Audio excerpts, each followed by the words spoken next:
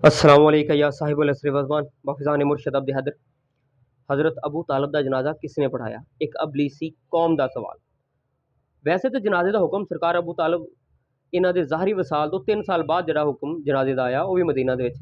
हाले उम्मत वास्ते जनाजे दा हुक्म नहीं सी, पर फिर भी सरकार अबू तालब दा जिहड़ा जनाजा है ना, मोहम्मद सल्लल्लाहु अलैहि वसल्लम ने गुसल, कफन ते दफन जनाजा जो भी है ना मामला सारे जिहड़े ने नबी पाक सल्लल्लाहु अलैहि वसल्लम ते मौला अली बादशाह ने सर अंजाम दिते।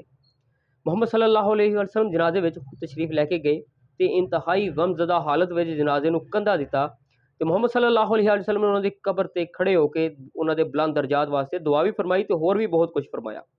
हुण इत्थे परेशान होवोगे कि हाले जनाजे दा हुक्म नहीं ते सरकार अबू तालिब दा जनाजा किवें पढ़िया जा सकदा है?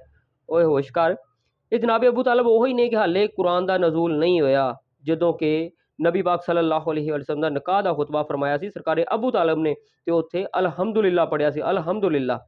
हाले लोगां नूं ते उन्हां दे प्यो दादियां ने नहीं अलहमदुलिल्लाह नहीं सी पढ़िया। ठीक है जी।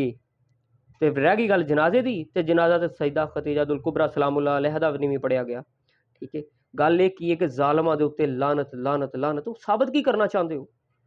साबित की करना चाहते हो? तुसीं तुल गए हो, होर रौला कुछ नहीं। तुसीं वाकई अबलीसी कौम है, तुसीं तुल गए हो कि किसे तरीके भी इन्हां नूं गलत साबित करना ही करना है।